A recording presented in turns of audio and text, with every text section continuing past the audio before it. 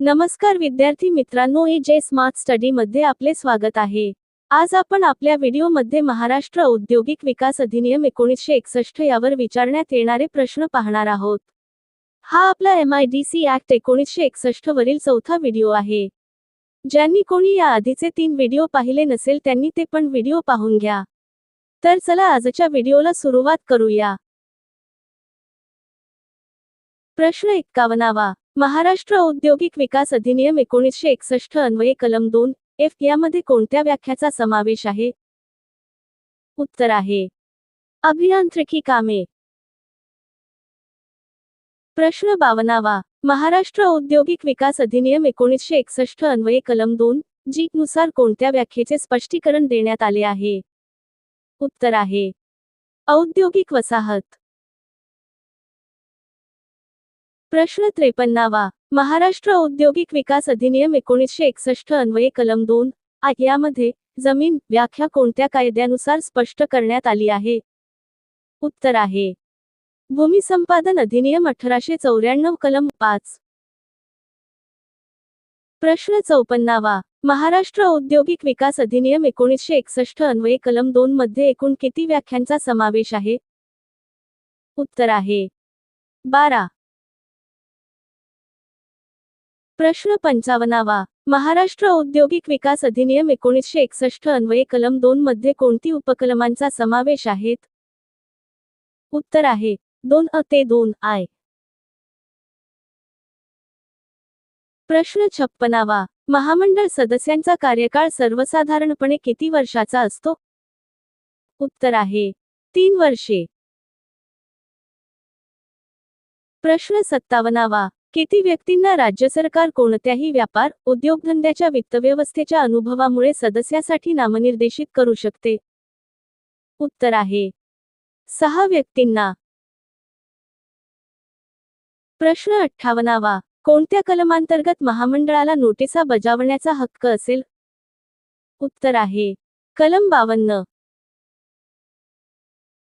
प्रश्न 59वा, महामंडळाचा मुख्य कार्यकारी अधिकारी यांची निवड कोण करते? उत्तर आहे राज्य शासन। प्रश्न 60वा, MIDC अधिनियम कलम 44 नुसार महामंडळाने केलेल्या कारवाई विरुद्ध इमारत मालक किती दिवसांच्या आत समितीकडे तक्रार दाखल करू शकतो? उत्तर आहे 30 दिवस। प्रश्न 61वा, अधिनियमातील कलम 9 कशाशी संबंधित आहे? उत्तर आहे रिक्त जागा भरण्याबाबत। प्रश्न 62वा, कोणत्या कलमांतर्गत महामंडळ राज्य शासनास वार्षिक वित्तीय विवरणपत्र सादर करेल? उत्तर आहे कलम 26। प्रश्न 63वा, भारतात औद्योगिक क्लस्टर तयार करण्याच्या कामात कोणते राज्य आघाडीवर आहे?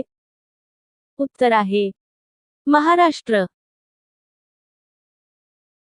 प्रश्न 64वा, कलम 44 अंतर्गत इमारत पाडण्याच्या आदेशानुसार महामंडळ किती दिवसांचा अवधी देऊ शकतो? उत्तर आहे 2 महिन्यापेक्षा जास्त नाही। प्रश्न 65वा, महाराष्ट्र गृहनिर्माण व क्षेत्र विकास अधिनियम कोणत्या वर्षी लागू झाला? उत्तर आहे 1976। प्रश्न 66वा, ट्रान्सफॉर्म मध्ये किती भाग असतात? उत्तर आहे 3। प्रश्न 67वा, कोणत्या वर्षी MIDC ची स्थापना झाली? उत्तर आहे 1 ऑगस्ट 1962। प्रश्न 68वा, महाराष्ट्र औद्योगिक विकास अधिनियम 1961 अन्वये प्रकरण 3 मध्ये कशाचा समावेश होतो? उत्तर आहे महामंडळ स्थापना व रचना। प्रश्न 69वा, महाराष्ट्र औद्योगिक विकास अधिनियम 1961 अन्वये कलम 3(2) नुसार महामंडळास कोणत्या मालमत्ता संपादन करण्याचा अधिकार आहे? उत्तर आहे स्थावर मालमत्ता व जंगम मालमत्ता। प्रश्न 70वा, महाराष्ट्र औद्योगिक विकास अधिनियम 1961 अन्वये कलम 3(1) नुसार कोणत्या नावाचे महामंडळ स्थापना करण्यात येईल? उत्तर आहे महाराष्ट्र औद्योगिक विकास महामंडळ. प्रश्न 71वा. महाराष्ट्र औद्योगिक विकास अधिनियम 1961 अन्वये कोणत्या कलमानुसार महामंडळ स्थापन केले जाते? उत्तर आहे 3. प्रश्न 72वा. महाराष्ट्र औद्योगिक विकास अधिनियम 1961 कलम 4 मध्ये महामंडळाचा पदसिद्ध सभापती कोण असतो? उत्तर आहे उद्योग मंत्री. प्रश्न 73वा. महाराष्ट्र औद्योगिक विकास अधिनियम 1961 अंतर्गत महामंडळ रचना कोणत्या कलमात अंतर्भूत आहे? उत्तर आहे कलम 4. प्रश्न 74वा. महाराष्ट्र औद्योगिक विकास अधिनियम 1961 कलम 4 अन्वये महामंडळाचा पदसिद्ध उपसभापती कोण असतो? उत्तर आहे महाराष्ट्र उद्योग राज्यमंत्री. प्रश्न 75वा. महाराष्ट्र औद्योगिक विकास अधिनियम 1961 अन्वये कलम 4(सी) अन्वये राज्य शासन महामंडळात किती शासकीय सदस्यांची नेमणूक करते? उत्तर आहे 2 सदस्य. प्रश्न 76वा. महाराष्ट्र औद्योगिक विकास अधिनियम 1961 अन्वये कलम 4(सी) नुसार महामंडळ वित्तीय सल्लागाराची नेमणूक कोण करते? उत्तर आहे राज्य शासन.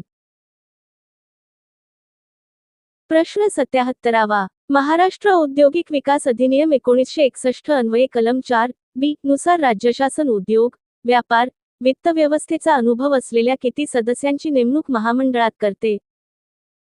उत्तर आहे 6 सदस्य. प्रश्न 78वा. महाराष्ट्र औद्योगिक विकास अधिनियम 1961 अन्वये कलम 4(डी) नुसार वीज पुरवठा अधिनियम 1948 अंतर्गत कोणाची महामंडळावर नेमणूक होते? उत्तर आहे राज्य वीज मंडळ अध्यक्ष. प्रश्न 79वा. महाराष्ट्र औद्योगिक विकास अधिनियम 1961 अन्वये कलम 4(जी) नुसार कोणत्या कायद्यान्वये गृहनिर्माण व क्षेत्रविकास प्राधिकरणाचा एक सदस्य महामंडळावर नियुक्त केला जातो? उत्तर आहे महाराष्ट्र गृहनिर्माण व क्षेत्रविकास अधिनियम 1976. प्रश्न 80वा. महाराष्ट्र औद्योगिक विकास नियुक्त अधिनियम 1961 अंतर्गत कलम 4(आ) नुसार महामंडळाचा पदसिद्ध सचिव कोण असतो? उत्तर आहे उपमुख्य कार्यकारी अधिकारी. विद्यार्थी मित्रांनो, तुम्हाला हा व्हिडिओ आवडला असेल तर नक्की लाईक करा. तुमचा मित्र मैत्रिणीला हा व्हिडिओ शेअर करा. आणि जर तुम्हाला काही मला सांगायचं असेल तर नक्की कॉमेंट करा. आणि तुम्ही या चॅनलला सबस्क्राईब केले नसेल तर सबस्क्राईब करा.